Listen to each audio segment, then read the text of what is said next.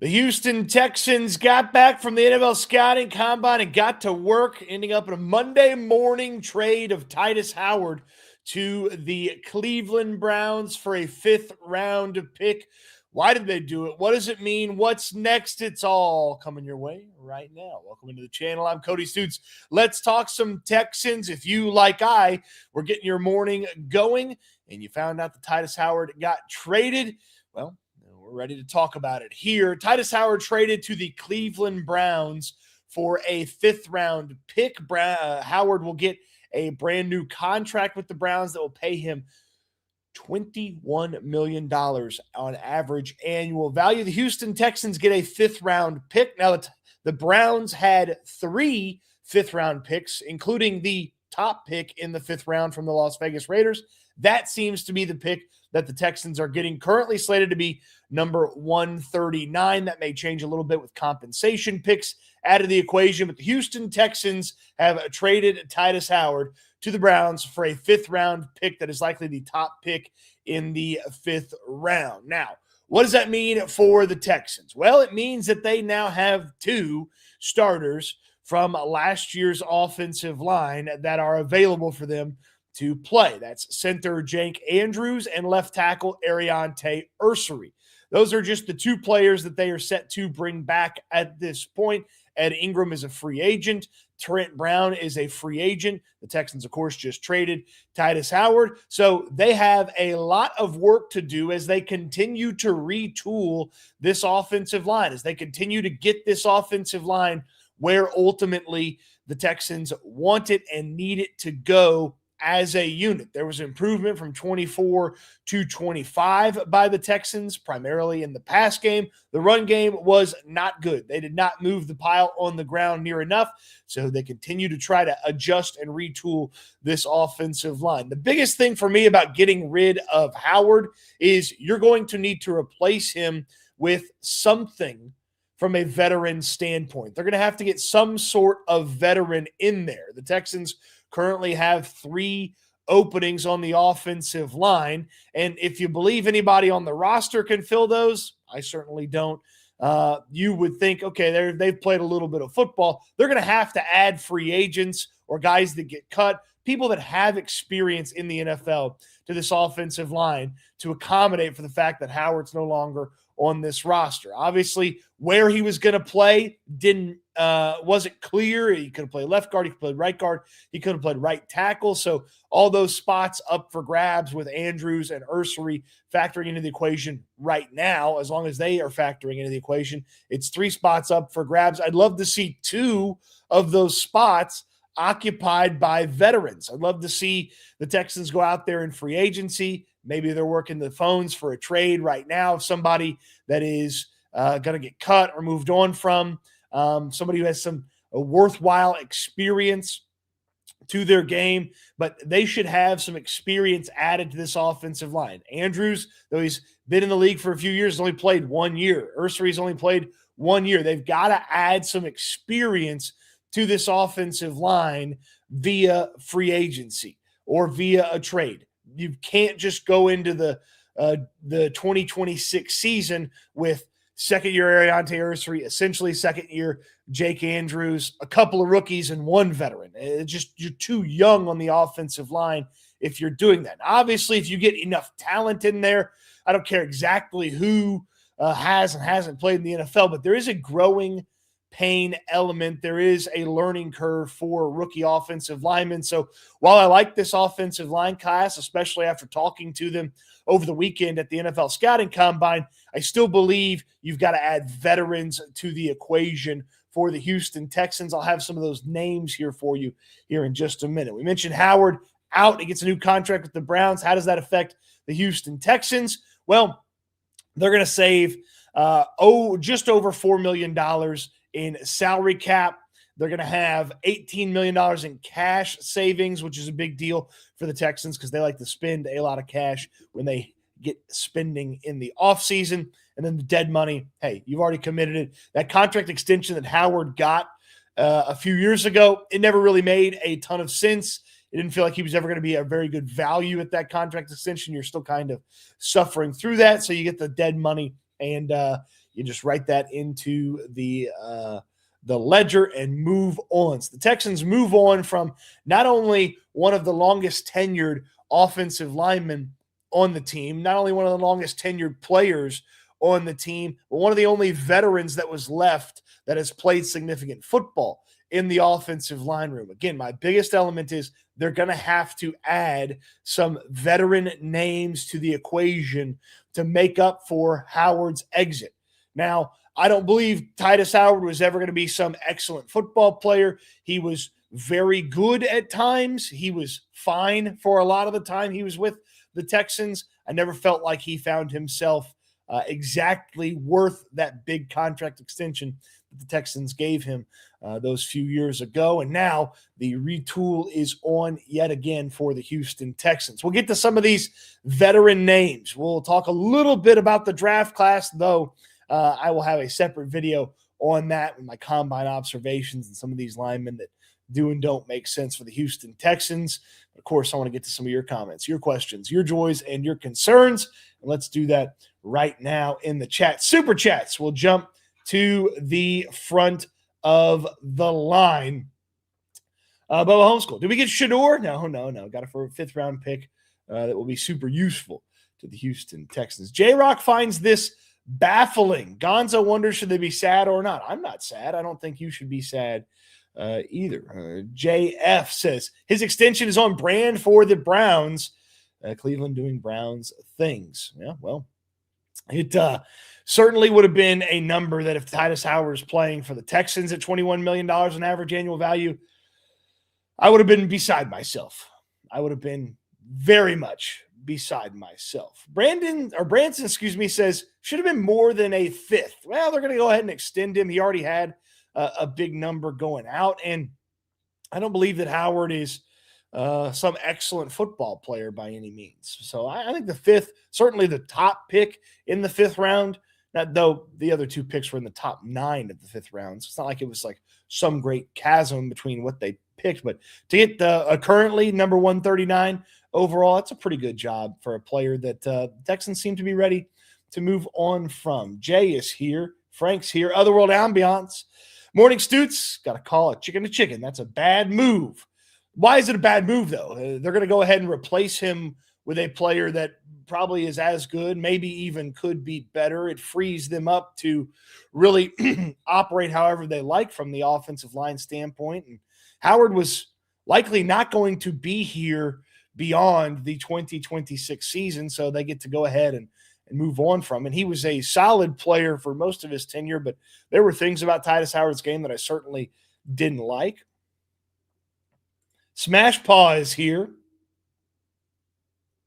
He is Nick Casario, the House of Houston Texans, the vest, trader of linemen, procurer of dead cap money, and father of dragons. That's pretty good. I like that. JB Allen, the Islander. I've been saying on the streams, Titus needs to go, and now he's gone. Like David Bowie saying, somebody up there likes me. Zach wants you to smash the like button. James says, this ain't it.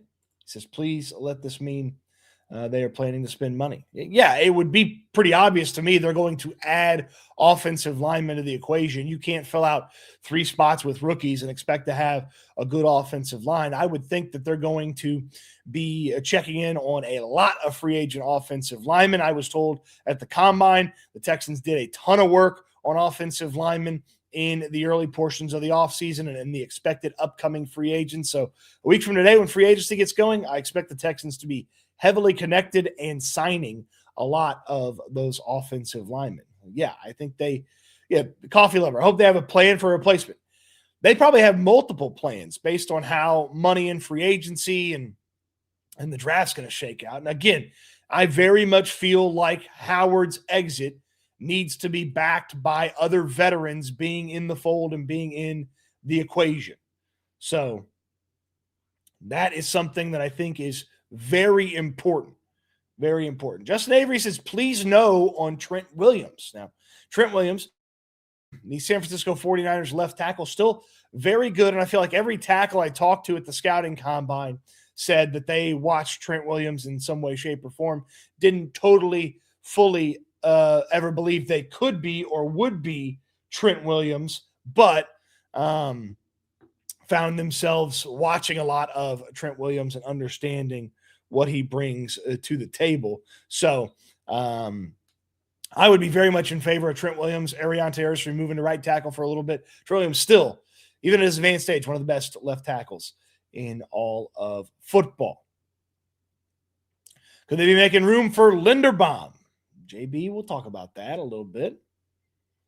Justin Avery says it's a great move. Nick is cooking. J-Rock says the unknown of the replacement is what makes it scary. If Fisher was worth a hoot, this move isn't as worrying. Yeah, I would not be betting on Blake Fisher being one of the plans A, B, or C to figure out this offensive line configuration going forward. That is not how I would approach things. That is not something I would do from a planning standpoint. If they end up with Blake Fisher being a solution, then it feels like a lot of other plans went by the wayside. Does this remove any dead cap down the road? Thanks, Corey. Will Monroe. My name's Cody. Thank you for watching, though. I know that's just a slip. The R and the D are very close to each other on the keyboard. The dead cap is for this year, and then it's gone. So it's as far as I understand it. So you go ahead, you pay that dead money. It's not on the team.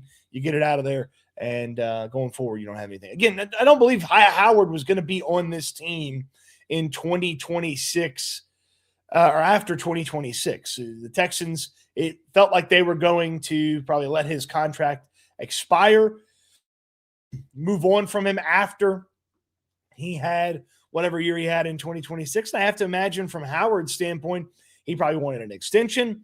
And with the money that he got in Cleveland, he certainly was not going to get that here for the Houston Texans. So they move on. They get an asset. Not a bad asset. I mean, I'm not going to act like the top pick in the 5th round is some amazing draft pick, but that's a solid pick that you can do something with. You can add that into a trade to help you move around a little bit, or you can stick a pick a really nice player in the 5th round. There's lots of players in the 5th round that end up helping some way, shape, or form up and down the depth chart. So pretty intrigued to see what ultimately comes of that 5th round pick, which again is the top pick in the 5th round. So, yeah, Tays, the Texans going to the well with the Cleveland Browns one more time. John McClain, just for a 5th, though. How much value did you believe Titus Howard had? He's not a for sure left tackle. He's not a for sure right tackle. He's not a for sure left guard. He's not a for sure right guard.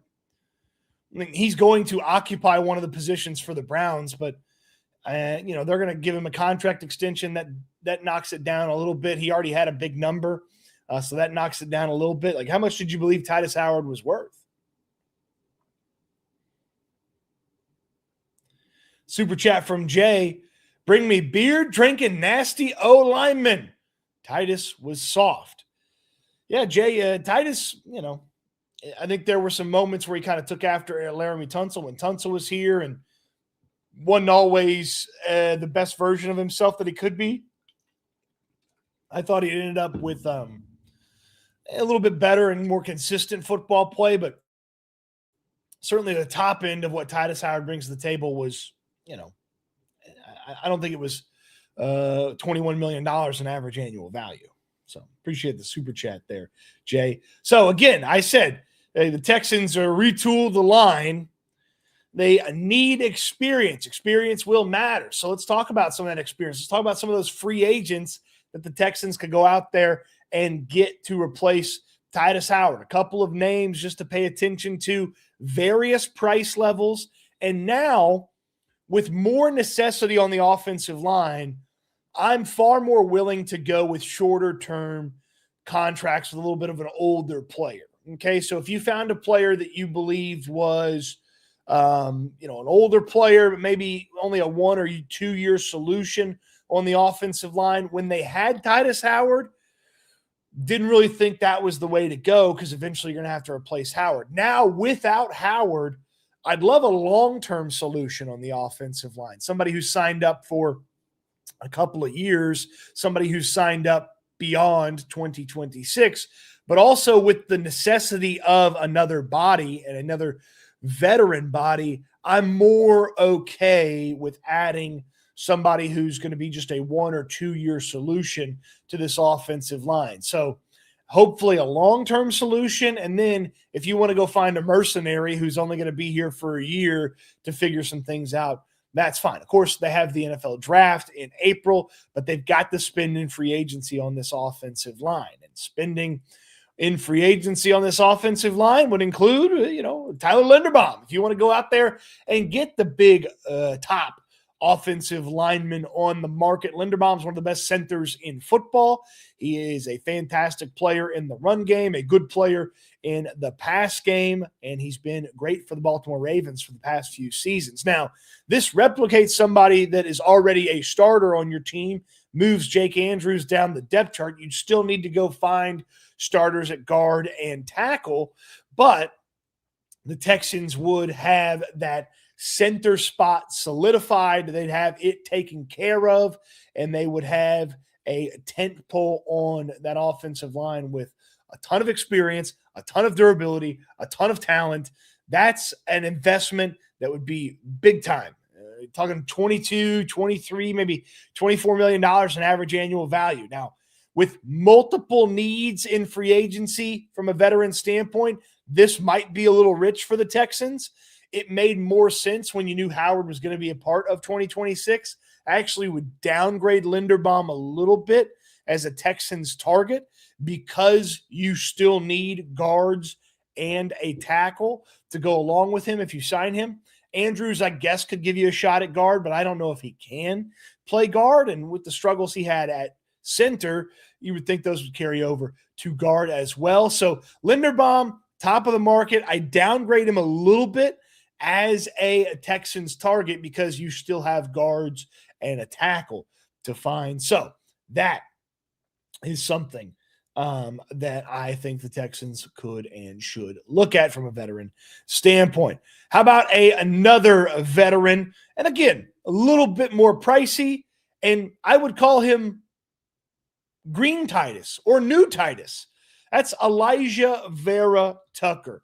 Elijah Vera Tucker is a very weird free agent. He's had a lot of injury issues with the New York Jets. He didn't play at all in 2025 with an injury. He missed good portions of the season the previous couple of years for the Jets. He's actually missed a little over 2.5 years of football in his time with the Jets. But the last time he played, 2024, he played nearly a full season. He's one of the best football players on the offensive line across all of football. He can play left guard, he can play right guard, he can play right tackle if you needed him to. He probably is best suited for a guard spot, and that's what I would do with him if I was the Texans.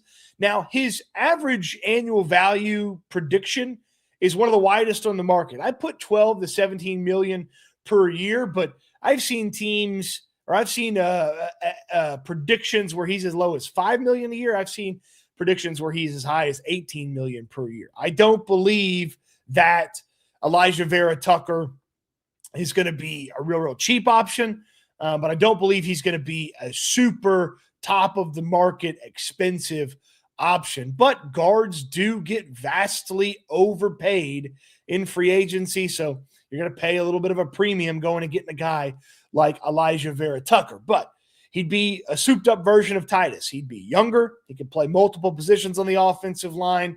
And if Titus Howard's getting $21 million in average annual value, Elijah Vera Tucker's worth it at 15, 16, 17, $18 million in average annual value. Definitely some concern about the injuries. Okay, definitely some concern about the injuries and the history that a Vera Tucker has. But that is something to monitor from a veteran standpoint. Who else could the Texans go out there and get? How about Mr. Consistency? Seumalo from the Pittsburgh Steelers. Isaac Seumalo played in the Super Bowl for the Philadelphia Eagles, went to Pittsburgh, played pretty well for the Steelers for the past couple of seasons. A little bit older, still got juice in his game. Okay, as you see there, a top 30 guy in the run game and one of the better pass blockers at guard. He played left guard for the Steelers. He's got right guard experience in his history. Seumalo is a player that I'd be very intrigued at, depending on the average annual value. But again, you need bodies, you need veterans, and this is a guy that has not only a ton of snaps under his belt, ton of experience. He's played in a lot of big-time playoff games, and even though he's 33, he's still got a lot of juice left to his game. He's aged gracefully at the guard spot. So this is a veteran the Texans should absolutely be taking a look at if the Pittsburgh Steelers let him hit true free agency.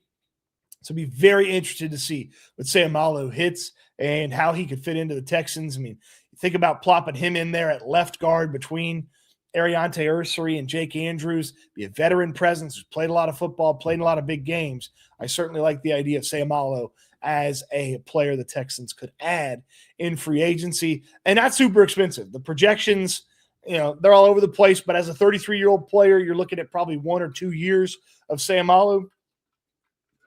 You could suffer through maybe a little bit more than you're comfortable with to get a consistent starting caliber guard in free agency. The Texans need veterans on this offensive line. And Seumalo would be a really nice veteran to add to the equation. You can play him over at left guard. Here's another veteran. You want to talk about played a lot of football, played a lot of good football, and still got it. How about Kevin Zeitler? Zeitler was, for me, one of the top targets the Texans should have been chasing a year ago. He ultimately ended up in Tennessee with the Titans. Zeitler played right guard for them. He's old, man. He's turns 36 this month, and he's still good. And he's not as expensive as some of these other guys because it's really a one-year situation with Kevin Zeitler. It's going to be a one-year deal with Zeitler and just kind of hope that the body holds up. Still a very good football player. 2 years ago for the Lions, he's one of the best guards in all of football. Took a little bit of a step back in Tennessee. You have to imagine the surroundings hurt his overall ability, but you want to throw Zeitler in there at right guard as a veteran that finds himself as the somewhat expensive older mercenary. I'm totally fine with that. Again, you're going to have to think about long-term and short-term options on the offensive line for 2026. Zeitler is certainly a short-term option. You're not signing him for multi-year at the age of 36, but him at 36 this upcoming season, filling out the right guard spot for 1 year, you can do a whole heck of a lot worse than Kevin Zeitler. Again, still very good, still a lot of juice left in his game. This ain't Laken Tomlinson, okay? Zeitler was still good in a really bad situation in Tennessee last year. Hopefully in a better situation in Houston, he would find himself playing a little bit closer to that Detroit performance from a couple of years ago than the Titans performance from last year. So those are some of the veteran names. I've got some more names with a little bit different spin on it, but I want to get to some of your comments, your questions, your joys, and your concerns. MacDad is in here with the super chat. Titus didn't have that dog in him. Seemed to get pushed back too much or overplayed his stance. If we break the bank, I hope we get some nasty dudes. That's not what MacDad called him, but, a little early for some, MFing people. I also think the thing that Tytus Howard did that bothered me a ton is he blocked for about 3 seconds and then just stopped. Like the finish, I don't feel like was always there. There's too many of those. Like, why did Titus's guy get loose when this play got extended or this play took longer to develop? Why did Titus's guy get loose? I feel like that was constantly what I was asking with Tytus Howard's. MacDad, appreciate you. AJ Birmingham, been a member of the channel for 11 months, almost that 1 year mark on memberships. And he asks, Texans adding that 5th round pick for Detroit and to trade them David Montgomery.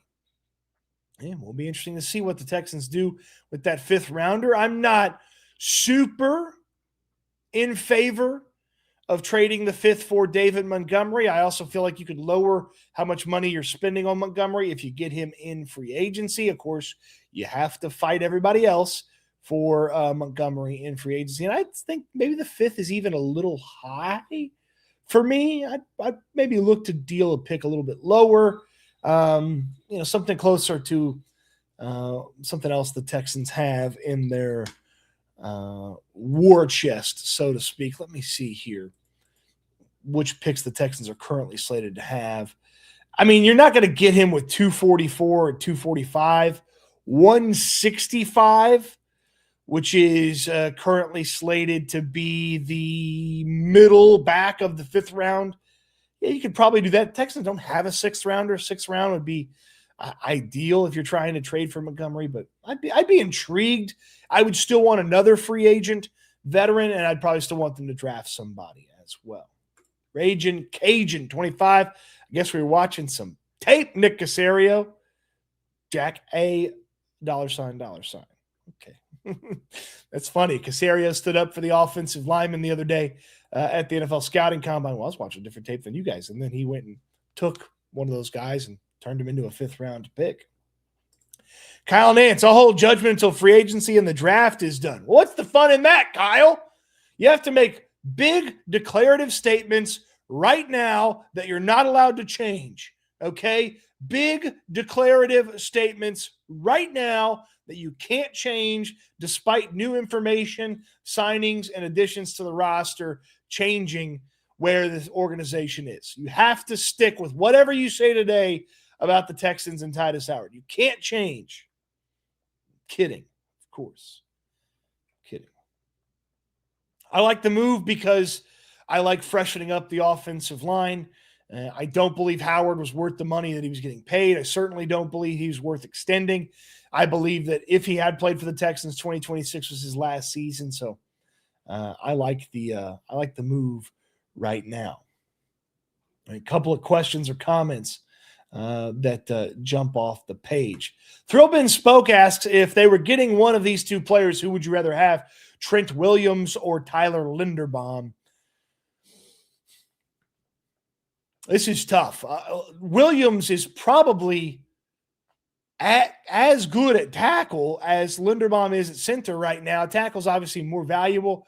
I'd probably go Trent Williams because it's a shorter-term solution. Linderbaum's a 4 or 5 year solution at center. I'd probably go Williams, even though you have to move Ursary over to right tackle, but you solve left tackle and right tackle. You get Williams in the building to teach Ursary some of the intricacies of the position. Williams is still very good. You definitely need a backup to Williams because he does miss a few games here or there. And the Texans have Andrews at center, though obviously Linderbaum's better. I do wonder if you could find a less expensive upgrade to Jake Andrews and still have Trent Williams out there at left tackle, which would upgrade your left tackle spot. If Ursary was your right tackle, that would upgrade what you have at right tackle. And then maybe find a veteran to upgrade the center spot. Richard Jones says, I think Connor McGovern is who they are going after. McGovern is the former Bills center. Talked about him the other day on a video here on the channel. And not expected to be a super expensive guy, but not exactly expected to be cheap either. McGovern was quite good at the center spot, more of a run blocker than a pass blocker. He's a much larger and bigger center than Jake Andrews, so that's something to keep into account as well as you start to think about the size of the offensive line and advantages that players may have over Andrews that would make them intriguing players to add to the equation. I did do a mock-up here for McGovern, so here's Connor McGovern. 18 starts at center last year for the Bills.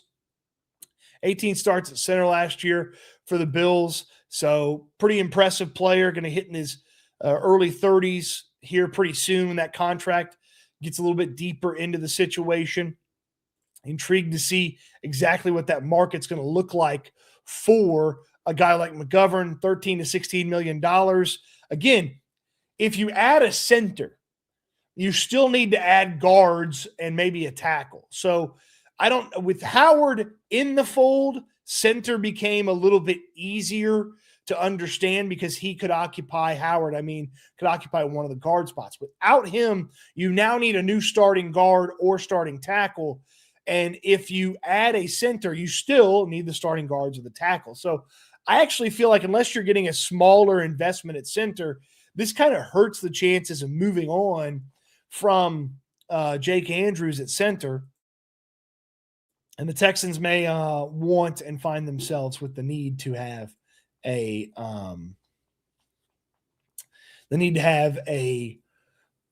more investment at the guard spots than replacing Jake Andrews. Kyle's back with his big take. Again, you have to make a big take today that you could never change despite more information. And Kyle says, all right, season over, all-time bad all-line performance this year. Love the optimism, Kyle.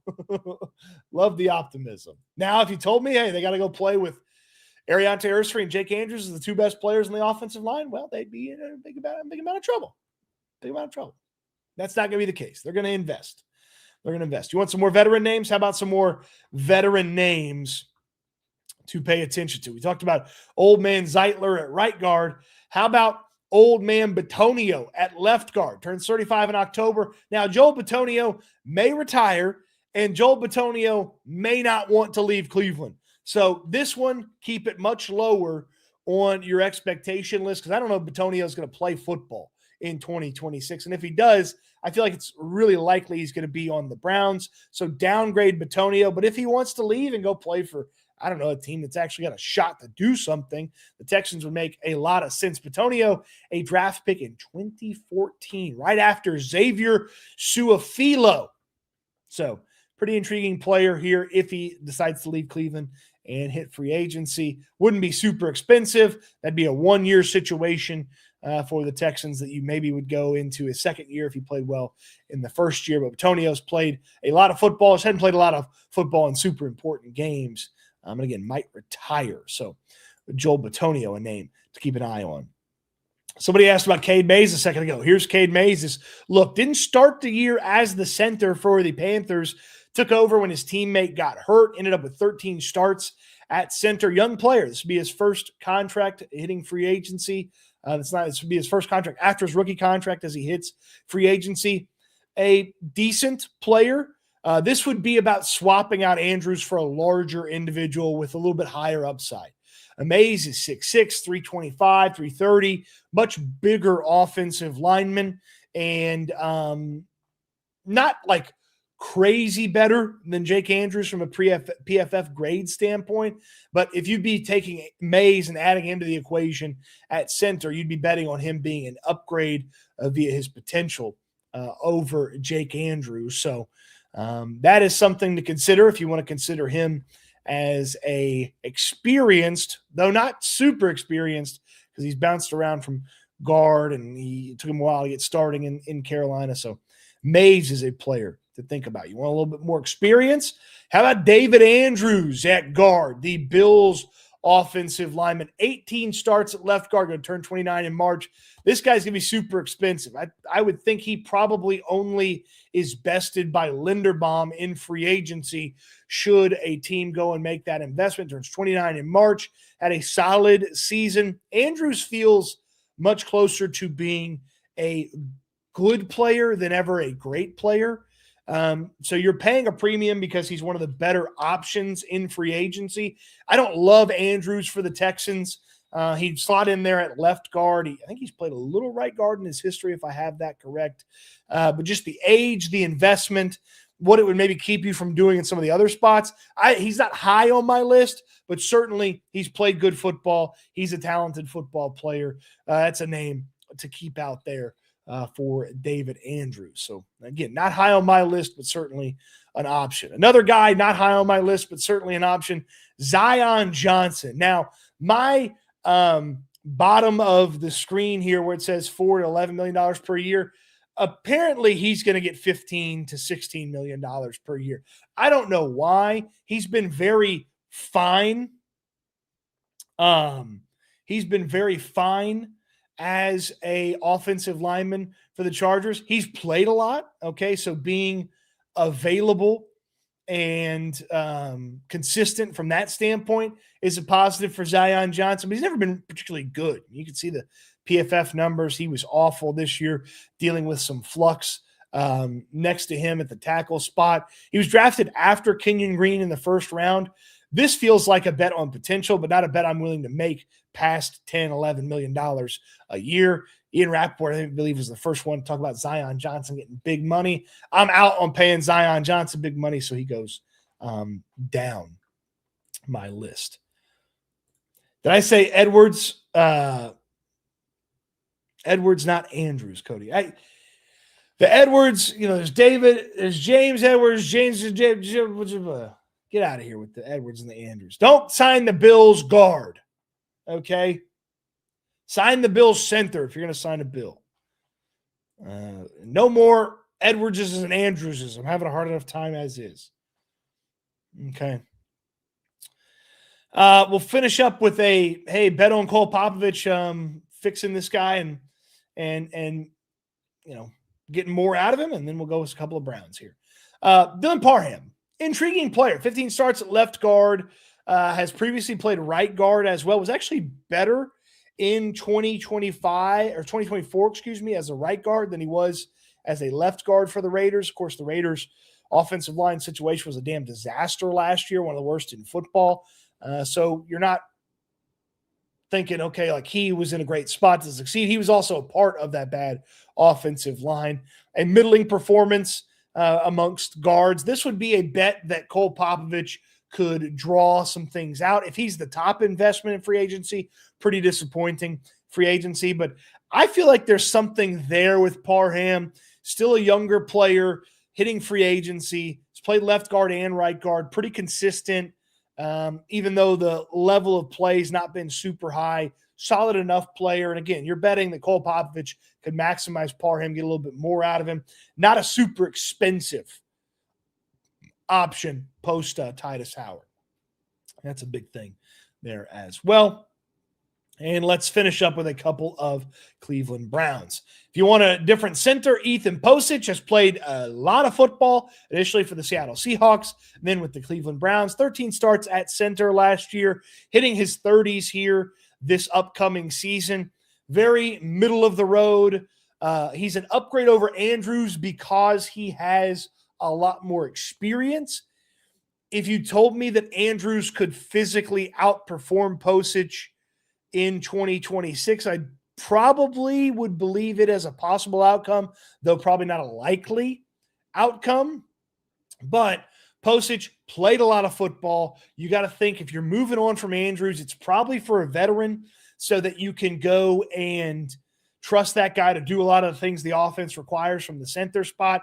And he's not going to be super expensive either. So Posich is certainly an option. And my last free agent option to chase that I have a graphic for is Wyatt Teller, the right guard from the Cleveland Browns, the past few seasons.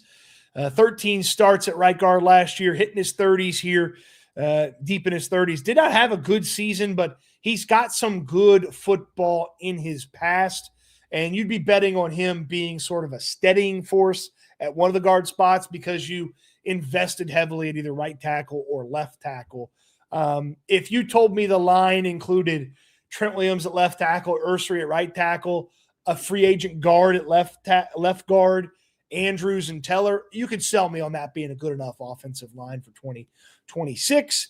Teller, not high on my list, but certainly as the other offensive lineman the Texans add in free agency is something to pay attention to and think about. So Teller is the last name there for you from a free agency standpoint. A couple of comments, questions, joys, and concerns, super chats as well. Mac Dad, what are we going to do with Scruggs, Patterson, and Fisher? Scruggs and Fisher were high draft picks just to be backups. This is why I have fear with Casserole picking O-lineman in the draft. Well, they're 1 for 1 since Cole Popovich and Nick Caley showed up. Ariante Ursery in the draft. Now, the free agency and getting to the best offensive line was a little curious, but been a little bit better. I would think Scruggs is moved on from either in the offseason or at the end of training camp. Patterson feels like he is the swing interior guy, so I'd call him like the 7th offensive lineman on this team because your swing tackle is your 6th. So I'd call Patterson the 7th O lineman. So the way you think about it is you need 5 starters, left tackle, right guard, right guard, center. The Texans have 2 potential starters right now with Ariante Ursery and Jake Andrews. You need to add 3 starters, get you to 5. Your swing tackle, which they could use Blake Fisher for, though they did everything they could to not play him at tackle last year. Had a nice game against the Chargers, but I don't know that any of us are super ready to thrust Blake Fisher into that role. If he was ready, it would be easier to kind of put this thing together, but He didn't look ready, and they tried to make him the right tackle a year ago, and he got smoked in OTAs and training camp and basically never got to play except for being a reporting eligible tight end. So factoring him in is tough, but let's call him the swing tackle. Patterson fills in as the swing guard, swing center. He fills up as the backup for Andrews or the backup at each of the guard spots. He can play left guard. He can play right guard. They played him at left guard last year. And when Trent Brown was out, they moved Tytus Howard to right tackle. He was the guy who got the nod at left guard. So I think Patterson on the team. Scruggs is a maybe, but I guess probably not. And then Fisher, who knows where they are on Fisher. If they believe he could be the tackle of the future, they're seeing something that I'm not seeing. So Dominic Castillo, poor Bernard, go get Trent Williams. I'm totally in favor of getting Trent Williams if he comes available. Totally in favor. Still very good. Still a little bit older. Not going to be the most expensive guy in the world, but certainly not going to be cheap if he hits free agency because he's still very good even at his advanced age. 38 years old this upcoming season. 38 years old this upcoming season for Trent Williams. So I'm very intrigued if Trent Williams hits the open market. The 49ers should not do that. They should not let him hit the open market, but I'm interested if he gets out there. Cade Mays, I'm sure you've covered it. We have, but we need some juice and money this offense. Yeah, for sure. Doyle Keister says, I'm going to be disappointed if we don't draft the ginger mullet guy. That'd be Jennings Dunker, the Iowa offensive lineman who's in this upcoming NFL draft. Dunker can play a little bit of right tackle, though most believe he's going to end up inside at guard, and he does have some of the best hair in the NFL draft, a bright red mullet and mustache to go along with lots of tattoos and what looks like an appearance that is, how do I say this, smelly.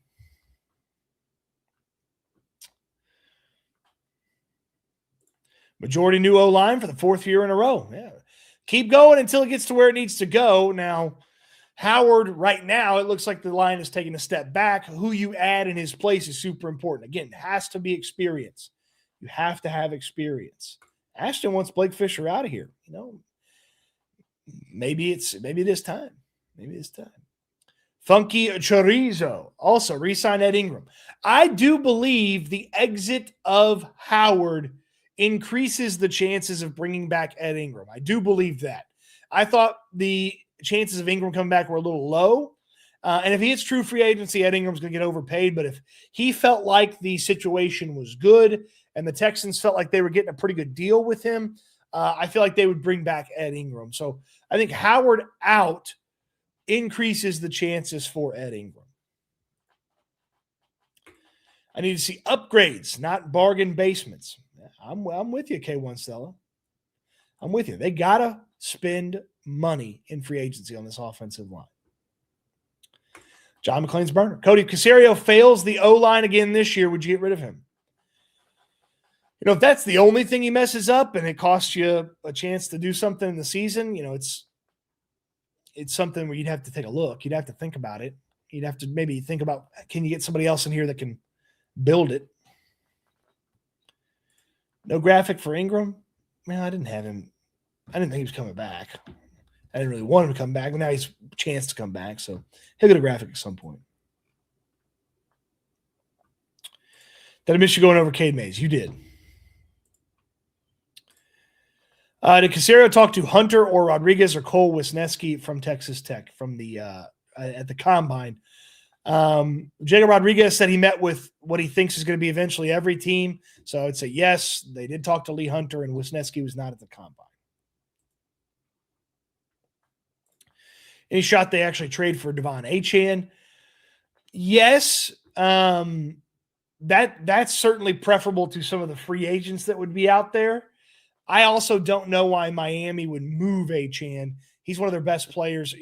You could say he's better than Waddle. If he's not better than Waddle, then he's the second best player on the Dolphins. So I don't know why they would move on from him. Most of the vets we picked up last year were either useless, like Cam Robinson, or just bad, like Laken Tomlinson. They need to hit on some rookie picks. True, but you can't have too many young guys on the line and expect to go where you need to go unless they're just incredible right off the bat hits from a draft pick standpoint. That's why you got to spend on some veterans. Got to have veteran options. Now, I want someone you're going to shop at the top on these offensive linemen. You're going to go find an offensive lineman of note that is a little bit expensive and still very good. That's my big thing about this is if you're going to add somebody who's very assuredly still got something left. Not the bargain maybes that Robinson and Tomlinson were a year ago.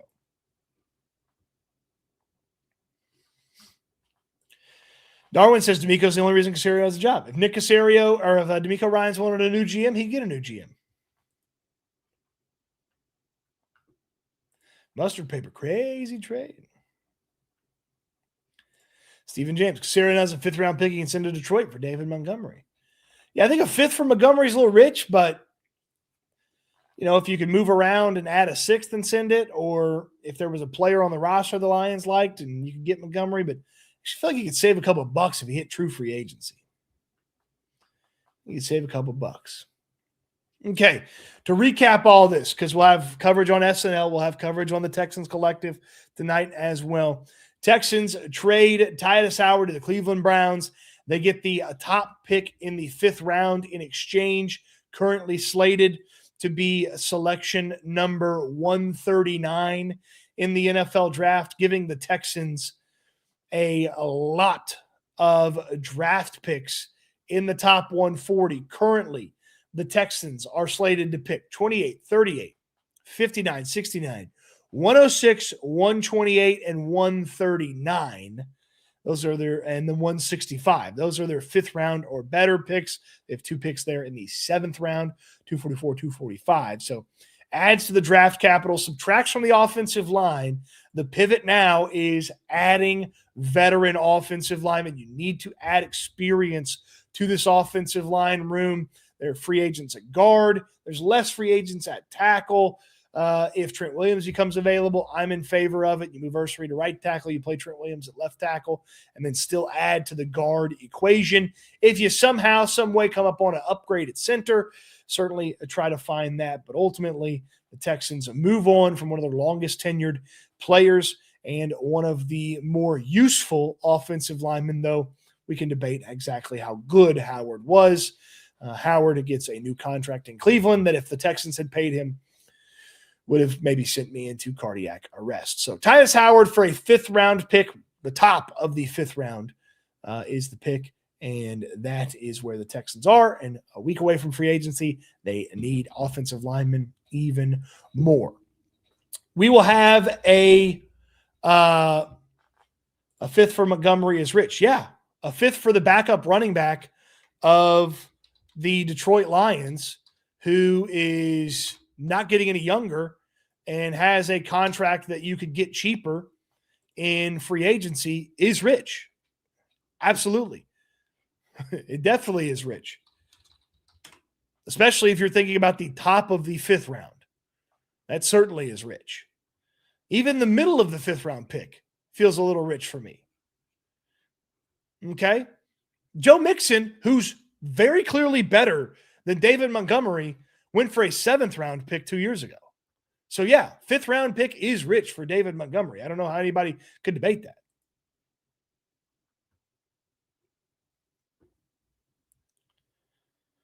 What the heck is Montgomery going to do for us? He gives you a steady veteran that can run between the tackles, but you'd still need a lot more offensive line, you'd still need a lot more talent in that running back room. I'd still try to sign another veteran and probably draft a guy, and you'd add that guy to Woody Marks. So yeah, a 5th round pick for Montgomery is an overpay, a massive overpay.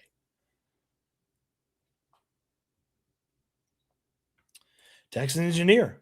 We need Kenneth Walker or trade for Devon Achane if Miami's actually looking to trade him. I don't know why Miami would trade him. But Kenneth Walker is my top target in free agency when he gets going a week from now. All right, so that's where we are on the offensive line. More on SNL later today at 4 o'clock. Right now over at Houston Football, over 3,000 words on the NFL Scouting Combine and the players I talked to on Saturday around the offensive line. Even more important now, paid subscribers, just $7 a month for the entire access, and I'll make it worth your $7 a month. We will have a offensive line combine recap video on the channel today or tomorrow, depending on how the breaking news all kind of continues to shake out. But Titus Howard for a 5th-round pick, I'm in favor of it, but you've got to get replacements and you've got to spend on replacements in free agency. The bargain shopping will not be a good way to replace Titus Howard as he hits the Cleveland Browns for a 5th-round pick. So that's where I am. Appreciate everybody for checking in on the breaking news story. Again, we'll have a little bit more on the channel later. Texans Collective tonight, as well as SNL this afternoon. It's 4 o'clock, 6 o'clock. Something else coming your way on the channel as well. You don't want to miss out on it. Appreciate everybody for watching the video. I hope you enjoyed it. We end the live stream the same way each and every time. It's my hope for you. It's my charge for you as well. I want you to eat good. I want you to sleep good. I want you to be good. We'll talk Texans again soon. Thanks for watching, everybody. Hip-hoppity, dip-doppity-doo.